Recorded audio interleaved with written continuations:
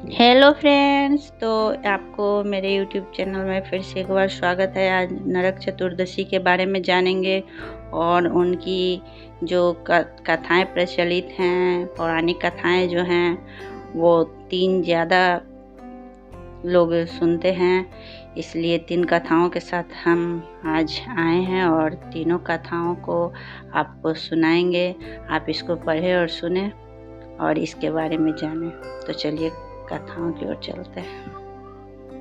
पहली कथा है, नरकासुर को भौमासुर भी कहा जाता है। कृष्ण अपनी 8 पत्नियों के साथ सुखपूर्वक द्वारिका में रह रहे थे।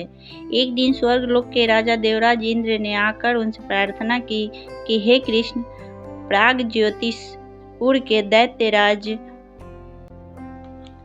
भौमासुर के अत्याचार से देवतागण त्राहि त्राहि कर रहे हैं। क्रूर भौमासुर ने वरुण का छत्र, अदिति के कुंडल और देवताओं की मणि छीन ली है और वह त्रिलोक विजय हो गया है। इंद्र ने कहा, भौमासुर ने पृथ्वी के कई राजाओं और आमजनों की अति सुंदर कन्याओं का हरण कर उन्हें अपने यहाँ बंदीगृह में डाल रखा है। कृपया आप हमें बचाइए प्रभु। इंद्र की प्रार्थना स्वीकार करके श्री कृष्ण अपनी प्रिय पत्नी सत्यभामा को साथ लेकर गरुड़ पर सवार हो प्राग ज्योतिषपुर पहुँचे। वहां पहुंचकर भगवान कृष्ण ने अपनी पत्नी सत्यभामा की सहायता से सबसे पहले मूर दैत्य सहित मूर के 6 पुत्रों ताम्र, अंतरिक्ष, श्रवण, विभावसु, नवस्वान और अरुण का संहार किया। मूर्ख दैत्य का वध हो जाने का समाचार सुन भौमासुर अपने अनेक सेनापतियों और दैत्यों की सेना को साथ लेकर युद्ध के लिए निकला। भौमासुर को स्त्री के हाथों मरने का श्राप था, इसलिए भगवान श्री कृष्ण ने अपनी पत्नी सत्यभामा को सारथी बनाया और घोर युद्ध के बाद अंत में कृष्ण ने सत्यभामा की सहायता से उसका वध कर डाला। इस प्रकार भौमासुर को मारकर श्री कृष्ण ने उसके पुत्र भागदत्त को अभयदान देकर उसे प्राग ज्योतिष का राजा बनाया। भगदत्त कौरवों की ओर से महाभारत युद्ध में लड़ता था। जिस दिन श्री कृष्ण ने भौमासुर का वध किया था उस दिन कार्तिक माह के चतुर्दशी थी, इसलिए उसे नरक चतुर्दशी भी कहा जाता है। इस दिन श्री कृष्ण ने भौमासुर अर्थात नरकासुर का वध किया था और उसकी कैद से लगभग 16,000 महिलाओं को मुक्त कराया था। इसी खुशी के कारण दीप जलाकर उत्सव मनाया जाता है। दूसरी कथा ये सुनते हैं।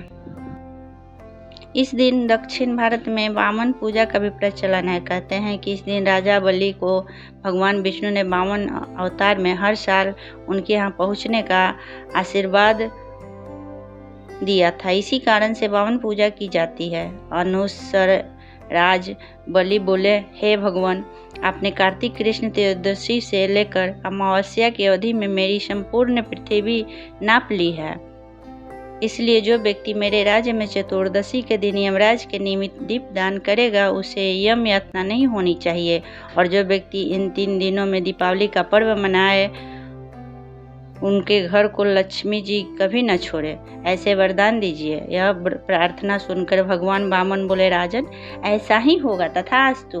भगवान वामन द्वारा राजा बलि को दिए इस वरदान के बाद से ही नरक चतुर्दशी के दिन यमराज के निमित्त व्रत पूजन और दीपदान का प्रचलन आरंभ हुआ।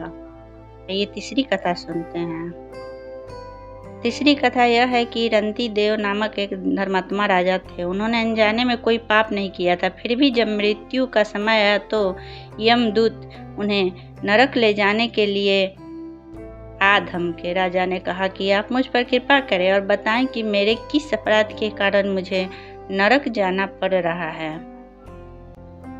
जब यह सुनकर यमदूत ने कहा कि हे राजन, एक बार अपने द्वार से एक ब्राह्मण भूखा लौट गया था, यही उसी पाप का कर्म है।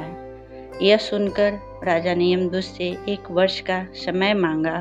तब यमदूतों ने राजा को 1 वर्ष की मोहलत दे दी। राजा अपनी चिंता लेकर ऋषियों के पास पहुंचे और उन्हें अपनी सारी कहानी सुनाकर उनसे इस पाप से मुक्ति का उपाय पूछा। तब ऋषि ने उन्हें बताया कि कार्तिक माह की कृष्ण पक्ष की चतुर्दशी का व्रत करें और ब्राह्मणों को भोजन करवाकर उनके प्रति हुए अपने अपराधों के लिए क्षमा याचना करें। तब राजा ने वैसा ही किया जैसा ऋषियों ने उन्हें बताया। इस प्रकार राजा पाप मुक्त हुए और उन्हें विष्णु लोक में स्थान प्राप्त हुआ। उस दिन से पाप और नर्क से मुक्ति हेतु भूलोक में कार्तिक चतुर्दशी के दिन का व्रत प्रचलित है। हर हर महादेव।